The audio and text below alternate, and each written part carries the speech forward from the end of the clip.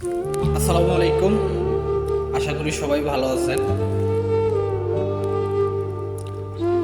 আমার সবচেয়ে বড় পরিচয় হইল আমি একজন প্রবাসী, একজন রেমিটেন্স যোদ্ধা।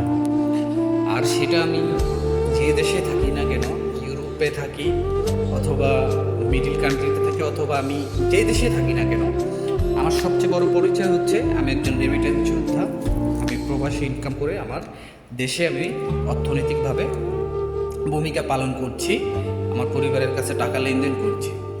এখন এখানে সবচেয়ে বড় কথা হচ্ছে যে কিছুদিন আগে আপনারা দেখছেন যে বাংলাদেশে যে ছাত্র আন্দোলন হয়েছে, বৈষম্য বিরোধী যে আন্দোলনটা হয়েছে, সেখানে সবচেয়ে বেশি, যদিও দেশীয় অনুপস্থিত থেকেও সবচেয়ে বেশি বড় ভূমিকা রাখে সেটা হচ্ছে আমরা প্রবাসীরা। ঠিক আছে, আপনারা দেখছেন বিভিন্ন দেশে প্রবাসীরা আন্দোলন করছে, এই বৈষম্য বিরোধী ছাত্র আন্দোলনের সাথে তারা একমত হয়ে ছাত্র ভাইদের জন্য তারা আন্দোলন করছে বিদেশের বাড়িতে। ইভেন আমরাও করছি, সেখানে আমরা অ্যাটেন্ড হয়েছি। পৃথিবীর এমন কোনো দেশটাই যেখানে বাঙালি আছে তারা আন্দোলন করে নাই, তো সবাই আমরা আন্দোলন করছি। তো বিশ্বের অনেক দেশে দেখা গেছে আমাদের প্রবাসী ভাইদের অ্যারেস্ট করা হয়েছে, কারণ সেই দেশের নিয়ম ভঙ্গ করার কারণে। অলরেডি 54 জনের বিরুদ্ধে আইনগত ব্যবস্থা নেওয়া হয়েছে এবং অনেকে জেলে আছে, যাবজ্জীবন কারাদণ্ড হয়েছে। তো আমার কথা সেগুলো না, কারণ আমরা ধরতে গেলে আমরা একটা জেলের ভিতরে এমনিই বন্দি, আমাদের জীবনটা একটা জেলের ভিতরে এমনিই বন্দি। সেটা আমরা যারা 6 মাস ধরে আসছি বা 6 বছর, যারা 20 বছর, 25 বছর, 30 বছর, তাদের জীবন বিদেশের মাটিতে শেষ। সবাই আমরা জেলের ভিতর আছি। ঠিক আছে, জেলের ভিতর আছি। আমরা হয়তো বা কখনো জামিন পাই, ঠিক আছে, জামিন দেওয়া হয় আমাদের 2-3 মাসের জন্য, আমরা দেশে যেতে পারি।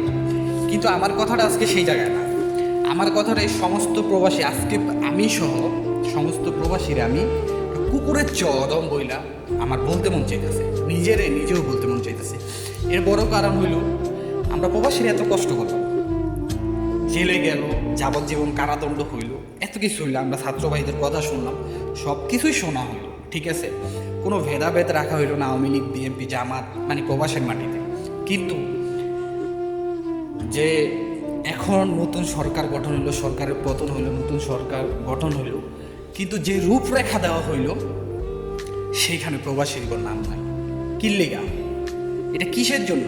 আমি ওই ছাত্রদের বলতে চাই, ওরা হয়তো বা আমাদের সমতুল্য বয়সের হতে পারে, আমার অনেকের ছোট হইতে পারে, অনেক বড় হইতে পারে। আমি আমার একা জায়গা থেকে পুরো দেশটাকে রিপ্রেজেন্ট করতে পারবো না। আর আমি জানি না আজকে আমার এই ভিডিওটা করার পরে আমার কি হইতে পারে, বা আমার কোনো সমস্যা হবে কিনা, বা প্রবাসী ভাইরা আমাদের খারাপ ভাববো কিনা। কারণ আমি যতটুকু দেখছি, আপনার ডাক্তার ইউনূস অন্তর্বর্তীকালীন সরকারের শপথ গ্রহণ করার পরে তারা ছাত্রদের সাথে দেখা করতে গেছে হসপিটালে, যারা আহত অবস্থায় আছে। সেখানে তাদেরকে বলা হয়েছে কি, যে মুক্তিযোদ্ধা কোটার ভিতর তাদেরকে চাকরি দেওয়া হবে এবং তাদেরকে মুক্তিযোদ্ধাদের সনদ সেখানে স্বীকৃতি করা হবে। তাই প্রবাসীরা কি বালসিরা তাঁতি না? আমি জিজ্ঞেস করি, প্রবাসীরা কি বালসিরা তাঁতি, যারা এতদিন ধরে আন্দোলন করছেন? কত বড় বড় পোতালা লোক ফেসবুকে আইয়া বলছেন যে দেশে টাকা পাঠায় না, হুন্ডির মাধ্যমে টাকা পাঠাইবেন, অনেকে ভিডিও করছেন। এখানে হাসিনা, শেখ হাসিনার কোনো বিষয় আসবো না, ঠিক না, আসবো আমাদের প্রবাসীদের ন্যায্য যেই দাবিটা, সেটা। আমরা প্রবাসীরা তো, আমরা তো দেশের কোনো ক্ষতি করার কোনো মতো দাবি আমরা চাইতেছি না। আমরা শুধু আমাদের কী দাবিটা চাইতেছি, এই বিদেশের মাটিতে একটা মানুষ 50-60 বছর প্রবাসের জীবন কাটানোর পরে, অর্থনৈতিকভাবে দেশের রেমিটেন্স যোদ্ধা হিসেবে কাজ করার পরে, সে যখন মারা যায়, তার মারা যাওয়ার পরে ওই ব্যক্তিটার লাশটা বাংলাদেশে পাঠানোর লিগা মসজিদে মসজিদে ভিক্ষা করতে হয়, মসজিদে মসজিদে ভিক্ষা করতে হয়। এই কিছুদিন আগে মনে করেন আমি জুম্মার নামাজ পড়তে গেছি, জুম্মার নামাজে মনে করেন আইসে লাশের জন্য, একবার আইসে হইল যে দান বাক্স পাঠানো, সেটা মসজিদের জন্য, আরেকবার আইসে যে লাশ পাঠানোর জন্য। যদি একটা প্রবাসী এই দেশে 50-60 বছর থাইকা সে যদি রেমিটেন্স পাঠাইতে পারে, তো ওই ব্যক্তিটার বিমানের ভাড়া 1 লাখ 2 লাখ টাকা কি সে বাংলাদেশের জন্য করে নাই? রেমিটেন্সের ভিতরে তার 1-2 লাখ টাকা কি নাই? এই বিষয়ে কেন আমাদের রূপরেখা দেওয়া হইল না? একটা প্রবাসী দেশে গেলে তার লাকেজগুলো ভাঙা হয়, ঠিক আছে, তার সাথে কুত্তার মতো আচরণ করা হয়। আজকের প্রবাসীরা কই? আজকের ওই প্রবাসীগুলা কই? এখন তো আমার মনে হইতেছে কুত্তার চেয়েও অধম ওইগুলা, যারা এখন প্রবাসীদের নিয়ে কথা বলতেছে না। ঠিক আছে, এখন আমার তো মনে হইতেছে যখন প্রবাসীরা টাকা লেনদেন বন্ধ করছিল তখন সেখানেও কোনো দলীয় কার্যকলাপ ছিল, যে বিএনপি জামাত বা আওয়ামী লীগ যেই হোক তারা মাথা চারা দিয়ে উঠছিল যে না আমার দল আনতে হইলে এখন আমাদের এটা করতে হবে না। ঐক্যবদ্ধভাবে কিন্তু আমরা প্রবাসীরা ছিলাম। এখন সেই প্রবাসীদের ঐক্যবদ্ধতা কই? হ্যাঁ, আজকে রূপরেখার ভিতরে প্রবাসীদের কোনো নামগন্ধ নেওয়া হইল না, ঠিক আছে। কিন্তু আমি দেখলাম বৈষম্য বিরোধী আন্দোলনের এক ছাত্র, তিনি তার ভেরিফাইড প্রোফাইলে একটা বক্তৃতা দিছে যে আপনারা অনেকে আমার সাথে যোগাযোগ করার চেষ্টা করছেন, আপনাদের এই বিষয়টা নিয়ে কথা হবে, ওই বিষয়টা নিয়ে কথা হবে, ওই বাল নিয়ে কথা হইব, ওই সাল নিয়ে কথা হইব। কি লেগে বেটা ওই যে ছাত্র আন্দোলনের ওই যে বৈষম্য বিরোধী যেই আইয়া ফেসবুক পেজে আইয়া যে তুই এই কথা কইস তরে কইতাছি, যদি আমার ভিডিওটা দেখা থাকো তরে কইতাছি, এই বেটা প্রবাসীরা কি তোর বাপের চাকর না তোর গোলাম যে তোর ফেসবুক পেজে যে তোর মেসেজ কইরে কইব যে আমাগো এই দাবিটা মাইনা না, আমরা এই দাবিটা মাইনা না, হেডার পোলারা আগে দেখো নাই যখন প্রবাসীরা রেমিটেন্স বন্ধ করলো তখনকার তোমাদের মাথায় ছিল ওনাদের প্রবাসীরা কিন্তু আমাদের সাথে সমানভাবে এই আন্দোলনে সম্পৃক্ত ছিল।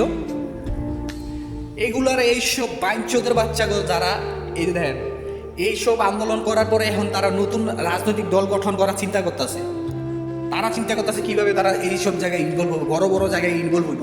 ওগুলো জুতাটা পিটানোর দরকার। তোরা কি লেগে প্রবাসীরা কি লেগে তোদের প্রোফাইলে যাইয়া তোদের মেসেঞ্জারে দিয়ে তোদের কাছে মেসেজ করবো যে ভাই দয়া করে আমাদের এটা করে। 1,20,00,000 প্রবাসী রেমিটেন্স বন্ধ ছিল, 1,20,00,000।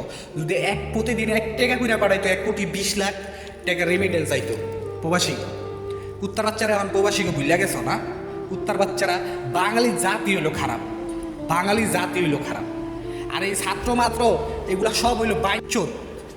ওরা ওদের নিজের স্বার্থের জন্য ওরা করছে, ওরা আমাদের স্বার্থের জন্য করে নাই, ঠিক আছে। ওরা যদি আমাদের স্বার্থের জন্য করতো অবশ্যই ওরা যে রূপরেখা দিয়েছে সেখানে প্রবাসীদের নাম থাকতো, একটা কোনো বিষয় হইলেও প্রবাসীদের নাম থাকতো। ওরা সেই বিষয়টা নিয়ে করে নেই। এখন আমার প্রশ্ন হইল যারা প্রবাসে আপনারা আছেন বা যারা এই আন্দোলনের সাথে সম্পৃক্ত ছিলেন, যারা রেমিটেন্স বন্ধ করছেন, আমার কথা হইলে আপনাদের কাছে আমার এখন কথা, আপনার এই প্রশ্নটার উত্তর দিবেন যে এখন কিল্লিগা প্রবাসীগো নাম বা প্রবাসীগো কোনো নামগন্ধ রূপরেখার ভিতরে হইল না, কি জন্য ওই ছাত্র আন্দোলনের যে আমার টাকায় চইল্লা বিশ্ববিদ্যালয়ের খরচ, যে জনগণের টাকায় সে একজন এখন বৈষম্য বিরোধী আন্দোলন হইয়া তিনি একজন ভাইরাল পার্সন হইছে। এখন তার পিছনে কিল্লিগা, তার হোগার পিছনে কিল্লিগা আমাদের তেল মারতই যে আমাদের এই দাবিটা পূরণ করেন, এই দাবিটা করেন। এটা প্রত্যেকটা প্রবাসীর কাছে আমার আজকের প্রশ্ন।